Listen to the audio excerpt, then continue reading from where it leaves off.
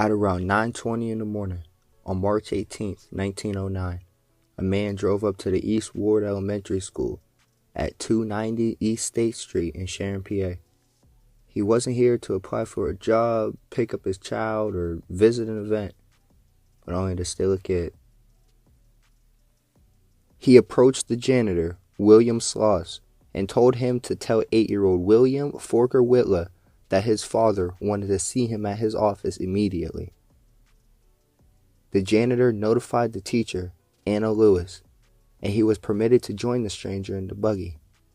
Major fumble by this teacher. Now, his father, James Whitla, was a well-known lawyer, and Billy's uncle, Frank Buell, was the richest man in western Pennsylvania. This wasn't a random kidnapping or crime of opportunity. This was a planned and calculated attempt at a ransom. Now, shortly after they drove away, a schoolmate of his named Morris saw him get out of the buggy and mail a letter at the corner of Hall and Sharpsville Streets. Then he got back into the buggy with the man. That afternoon, Mrs. Whitla received the letter, and I won't read it, but I'll leave it on the screen for you. Now, even though he was quite wealthy himself, and his sister was married to a literal billionaire, James Whitla wanted nothing but to get his son back, so immediately he wanted to follow the kidnappers' instructions. They demanded a $10,000 ransom for the boy's safe return, which is around $350,000 in today's money. Now, Frank Buell offered $700,000 if someone were to bring him the kidnappers, but James was kind of a bitch. He didn't want his son to be harmed in any way, so he refused to help the police and requested that they did not investigate until his son was safely returned. A weird guy. But Detective Frank Wood took lead on this case and quickly started tracking down the suspect. The horse and buggy that was used by the kidnappers was found abandoned at around 5 p.m. on East Market Street in Warren, Ohio. The horse, exhausted and damn near ran to death. The carriage was rented from Thompson's Livery Stable in South Sharon, now called Farrell. It was discovered that here is where the man and the boy met the female captor. On March 20th, James Whitla received a letter written in the handwriting of a woman, a man, and his son. This letter told Whitla to drive to the Flatiron Park in Ashtabula, Ohio, told him the route to take and where to deposit the money. Whitla did proceed to the park, but since he took a different route than specified by the kidnappers, no one showed up for the money. Now it's just another waiting game. But on March 22nd, Mr. Whitla received another letter, which I will put on the screen for you to read. This letter approved a new meeting spot at a store in Cleveland, Ohio, giving the Whitlas another chance to save their son. The letter at the drugstore instructed Whitla to proceed to a candy store ran by Mrs. Hendricks at 1386 East 53rd Street and deliver the package of money to the woman and inform her it was for a Mr. Hayes. This store is now called Mitchell's Fine Chocolates. After giving the woman the bag of money, she handed him a note with instructions on what to do next. Not paying attention to what she was doing, she also handed him the note that this, quote, Mr. Hayes originally gave to her with the instructions telling her what to do. That was a bit of a fucking word fumble. I hope y'all got that. But back to the story. This note told Whitla to proceed to the Hollenden Hotel and wait for his son, which he did. At around 8 o'clock that night, two young men named Edward Mahoney and Thomas Rumsey saw a boy that matched Willie Whitla's description. He was on a Payne Avenue streetcar. They asked the boy questions about what he was doing out alone, and he stated that his name was Jones, and he was going to meet his father at the Hollenden Hotel. The boy was acting like he was under the influence of drugs assumed to be some type of opiates, and they turned him over to Officer DeWar. The policeman took him to the hotel, where he finally met his father, waiting 3 hours after his son was missing for 4 days. Mr. Whitla was hysterical and shaken up. It took Billy some time before he recognized his dad, but finally reunited, everything seemed perfect again. After some moments together, he stated that he was in the custody of Mr. and Mrs. Jones. He told the boy that his father had to take him away so the doctors wouldn't give him smallpox. He said it was Mr. Jones who called the school to get him released. He was told to hide under the sink whenever anyone knocked at the door because it might be a doctor, and the doctor would take him to give him a smallpox shot. So he had fun hiding from this doctor like it was a little game. But the people who knocked at the door were really just looking for a missing 8-year-old boy. The last time he seen them was when the couple walked him to that streetcar that those two men found him on the way to the hotel. When the boy and father returned back to their home on East State Street in Sharon, they arrived at a near carnival. The streets were packed with the community that supported through the whole ordeal. A military organization, started by his Uncle Buell, led a huge parade in front of the boy's house. Now, Chief Frederick Collier of the Cleveland PD was regarded as one of the best police officers in America by President Roosevelt. Basically, he had to headline this case alone because his officers were competent like as hell. He was prepared to do such a task, though, and he deserves the recognition for all his efforts. He discovered that the couple held the boy at an apartment on 2022 East Prospect Ave in Erie, PA. Miss Mills and Mr. Mears, who rented the house, believed that the man and woman were alone in the apartments because of how quiet the boy was. They rented under the names Mr. and Mrs. J.H. Walters. Pat O'Reilly, who ran a bar on Ontario Street, told the police that shortly after the ransom was paid, a young man and a very pretty, dark-skinned young woman were in his place, and that they spent around $30, or about $1,070 in a short time. The part that stood out the most to him was the man always paid in $5 bills when buying drinks. That's about $100 today. He would pay with a hundo. Every time he got a shot, he thought that was odd. Now, on Wednesday, March 24th, Captain Shattuck and Detective Woods of the Cleveland PD arrested a man and woman who fit the descriptions given by O'Reilly. They were arrested in Cleveland and held at the Allegheny County Jail in Pittsburgh until their trial in Mercer, PA started. When the woman was searched, $9,848 was found on her.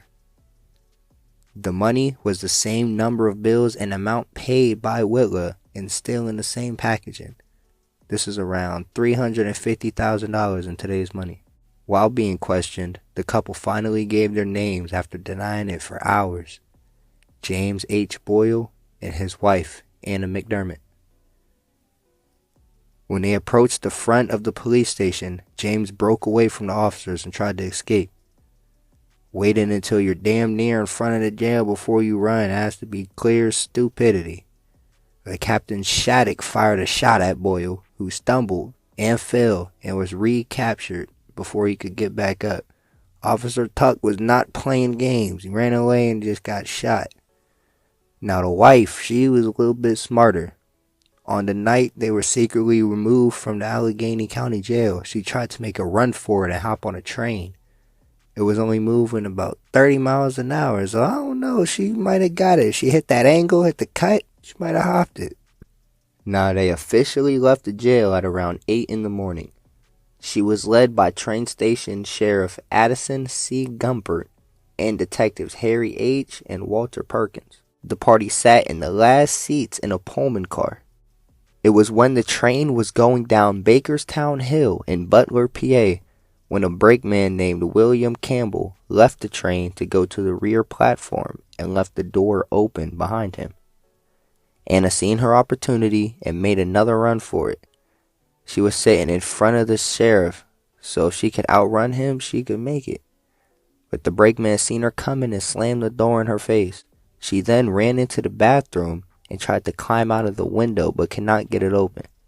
They eventually got her back into her seat and locked all the doors on the train car. They eventually reached Mercer at around 11 o'clock when a crowd of several hundred people awaited them. Now Anna was assigned to a temporary cell until they figure out where to put her.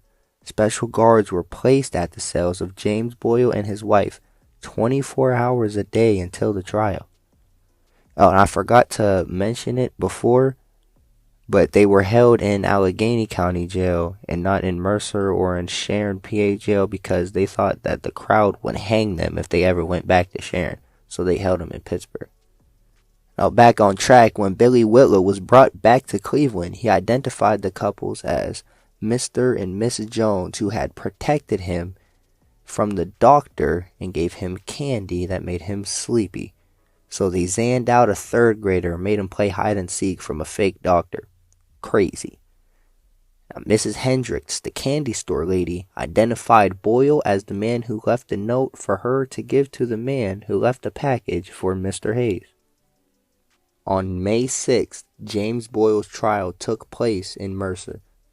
The movements of said defendant and Mrs. Boyle were traced by different witnesses from the time little Willie was kidnapped until their arrest. The evidence produced by the prosecution was so overwhelming that the defense realized how stupid they'd look attempting to prove that they were innocent. They didn't even offer a testimony. It was clear as day that they were cooked. The town barber even testified that he had given James a shave a little while after the money was obtained. The defense tried their best, but after only a few moments, the jury found Mr. James Boyle guilty of kidnapping and many more charges. He was sentenced to life in prison. Anna was a gangster by no stretch of the imagination. Her trial started the same day as her husband's, but it was deliberated to the next day. As she was leaving the courtroom, a mob threatened to lynch her. All she did was cuss him out, said she'd make all of them climb trees if the cops let her go. The next day, when her trial resumed, the evidence against her was obviously that being similar to which convicted her husband. The only addition is that Billy identified the nurse's suit that Mrs. Boyle wore in the Grandeur Apartments for the purpose of making the child believe that they really worked for the hospital. Now, like her husband, she had no defense either and was found guilty of aiding and abetting in a kidnapping. She was sentenced to 25 years to life in prison. This is where the kidnappers started to throw out crazy curveballs. Now, James Boyle has stated that Harry Forker, Mrs. Whitla's brother, came up with and participated in the kidnapping of his own nephew. Now look, Boyle claimed that on the night of June 8th, 1895, he and a bar owner named Dan Shea discovered Harry Forker removing letters from the dead body of Dan Rebel Jr. Dan was lying on the sidewalk on Federal Street in Youngstown. Boyle claimed that as a price for his silence of not saying anything, he started extorting large amounts of money from Forker. But when he demanded $5,000, which is around like $180,000 today, in November of 1908, Harry claimed that he could not pay the amount. But in a letter, he apparently suggested that Billy Whitla be kidnapped and held for ransom. I mean, if that was like made up on the spot, that's a good ass cover story. Like, I just take some fucking thought into it. James Boyle claimed that he delivered this letter to James Whitla after the kidnapping, but before he got arrested, with the understanding that he would not be charged if he turned that letter in. Now, of course, Mr. Whitla and Mr. Forker said Boyle's statements were as crazy as he is. Obviously, you're wondering how this mysterious man died and why he would have had a letter that needed to be removed from his person. Well, policeman Michael Donnelly of the Youngstown Police Department stated that he was talking to Dan Rebel in front of the building where he lived early the same morning of his death. The two men parted ways, with Rebel going upstairs. When the officer had walked about 200 feet, he heard a noise in the direction of the Mauser building. He returned to the scene of the sound, and there he found Dan Rebel lying unconscious on the sidewalk. Rebel was known to sit on his windowsill before retiring. He probably lost his balance and fell. According to Officer Donnelly, neither Henry Forker, Dan Shea, or James Boyle was present. He somehow knew about what happened and just made up a whole ass lie. James Boyle died in prison years later, and Anna McDermott served 10 years and was released later in 1919. She died living alone in Cleveland, Ohio. And I forgot to mention she was from Chicago, and there is still a dispute on if her real name was Helen or Anna. This experience no doubt left a big mark on the way Billy carried himself through life. He later graduated from Yale University and then moved back home to study law. On June 24th, 1926, the same day his father James Whitla passed away, William Whitla was admitted to the Mercer County Bar and officially became a lawyer at just 25 years old. What's wild is he overcame all of this, being kidnapped, became a lawyer, was probably terrified of doctors, the boy who made his little town famous for all the wrong reasons. He tragically passed away on December 28, 1932, at just the age of 31 due to pneumonia. Friends remembering him as intelligent, thoughtful, steady-minded, carrying both the weight of his crazy past and the promise of his future and family name with dignity. A year after his death in 1933, Harold Brest was accused of writing an extortion letter threatening to kidnap 2 of Billy's children. Now, he did not follow through with these threats, but this crazy fucker did get sent to Alcatraz prison, serving life plus 55 years for blackmail, extortion, and plenty other crimes. He tried to escape Alcatraz and got shot while doing so. Oh, and he somehow happens to be buried around the corner from my fucking house, alongside these crazy millionaires who got kidnapped. If you want a video on Mr. Harold the nut job, then please let me know in the comments. Like I said, now Billy rests in Oakwood Cemetery in Sharon, PA, beside his family. His name endures as a reminder of justice, hope, and the power to not give up. Now, I realized this while editing, but another thing that makes this crazy as hell is I'm going to show in a video, but the school is like right across the street from his house. Like, the school is here, you go up the street, his Uncle Frank's mansion is right there, and his house is right there where he lived. Then right next to it is the mansion he built for himself whenever he became a lawyer, whenever he died. So the house he grew up in, the house he lived in as a grown man, the school he got kidnapped from, and his millionaire uncle's house is right there, right all next to each other. So yeah, this is crazy as hell. But peace.